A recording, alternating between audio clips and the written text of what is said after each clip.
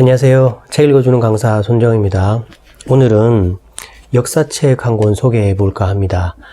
역사책 하면은 우리나라 고대사부터 현대사까지 다 다룬 책들이 많지만 이 책은 특별히 우리나라의 근현대사, 그래서 1800년대부터 지금까지, 그러니까 1800년대라 해도 1863년 고종이 왕으로 즉위한 시점부터 이제 조선이 망하고 다시 광복하고 이제 지금까지의 역사를 근현대사라고 하거든요. 그래서 이 책은 이제 청소년을 위한 한국 근현대사라는 책인데, 청소년을 위했다고 해서 내용이 뭐 좀 축약되거나 너무 쉽거나 또 그렇지도 않고, 이 책을 쓰신 저자, 이 백유선이라는 저자분께서 굉장히 균형 있는 시각으로 또 비판할 거는 하고 잘한 거는 잘했다, 이렇게 하면서 우리나라의 역사를 잘 써놓은 책 같아서 한번 읽어보시면 좋을 것 같아요. 특히 우리가 우리나라의 역사를 잘 안다고 생각하지만 막상 물어보면 선뜻 대답하지 못하는 부분들이 있어요. 이게 어디냐 하면 1895년에 이제 민비 명성황후가 일본 사람들한테 이제 칼을 맞아서 죽었잖아요. 근데 그게 이제 을미사변인데, 을미사변이 왜 일어났지? 를 물어보면 딱히 정확히 대답하기가 쉽지 않아요. 그리고 뭐 광복이 된 다음에 우리가 이제 남북으로 분단이 됐잖아요. 근데 분단이 왜 됐지? 라고 하면 그냥 북한에서는 김일성이 정권을 세웠고 남한에서는 이승만이 정권을 세웠기 때문이지, 그냥 이게 다지, 과연 그 과정은 그럼 어떻게 됐지에 대해서도 자세히 아는 사람이 많지 않아요. 그럼 김구는 뭘 했고, 여운형 어디서 많이 들어봤는데 여운형은 뭐 했던 사람이지? 이걸 또 물어보면 딱히 대답하기가 또 쉽지 않아요. 근데 이 책을 읽어보면 그런 사람들이 우리나라 역사에서 어떤 역할을 했고, 굵직굵직한 사건들이 왜 일어났고, 또 그게 꼬리를 물고 어떠한 일들을 낳았는지에 대해서 잘 설명하고 있습니다. 그래서 오늘은 그럼 그 중에서 한두 가지만 좀 얘기해 보면서 왜 이 책을 읽어야 되는지를 좀 느낄 수 있도록 한번 해보겠습니다. 청일전쟁 생각나시죠? 그리고 이제 명성황후가 시해된 을미사변 도 생각나시죠? 근데 을미사변이 왜 일어났지? 하면 이제 청일전쟁부터 가야 되는 거예요. 그리고 또 거기에서 더 밑으로 내려가서 이제 김옥균이라든지 그 개화파가 일으켰던 갑신정변, 이제 3.1천하라고 하잖아요. 거기까지 또 내려가야 되는 거예요. 그러니까 이런 사건의 연결을 좀 알고 계시면 혹시 또 역사를 시험을 보시는 분들도 더 좋을 것 같은데, 이제 1895년에 이제 일본 사람들이 경복궁에 침입을 해서 명성황후를 칼로 죽이고 시신을 불태워 버리잖아요. 그리고 그때 고종은 옷이 찢기고, 고종의 아들인 그때 세자죠, 순종은 상투가 잡힌 채 질질 끌려 나오는 수모를 당하기도 해요.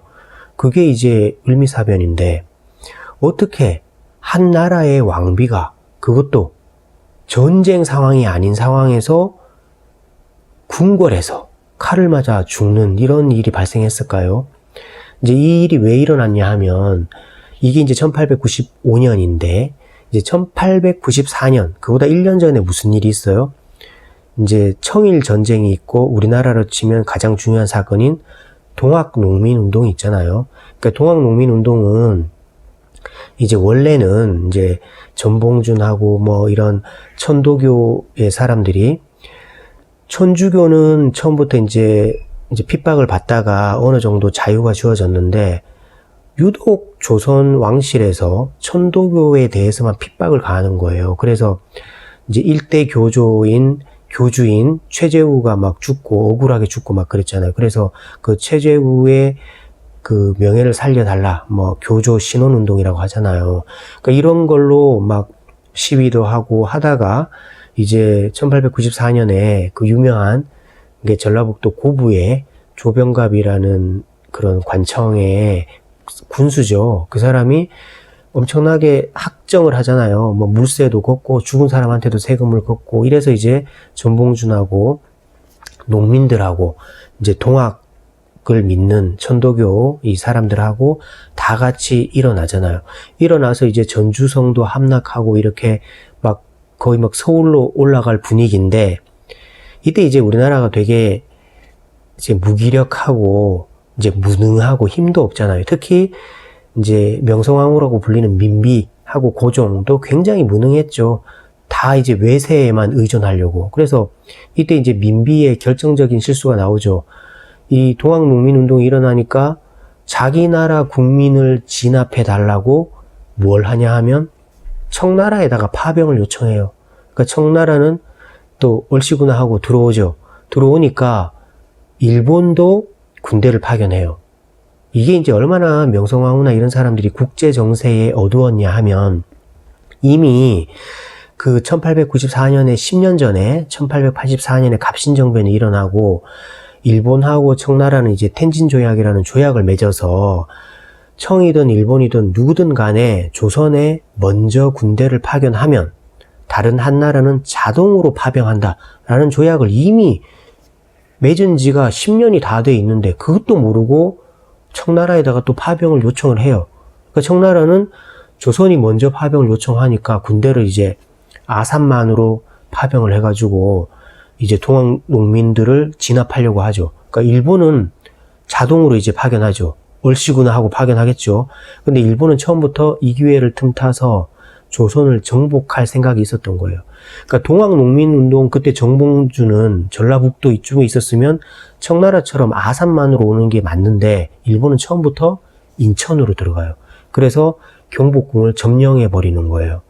그러니까 전봉준이 보니까 이거 우리 때문에 이게 나라가 뺏기게 생긴 거예요. 그래서 전봉준이 그럼 우리가 철수할 테니까 일본하고 청나라 니들도 물러가라 이렇게 말하니까 청나라는 알았다 물러갈게라고 하는데 일본은 어때요?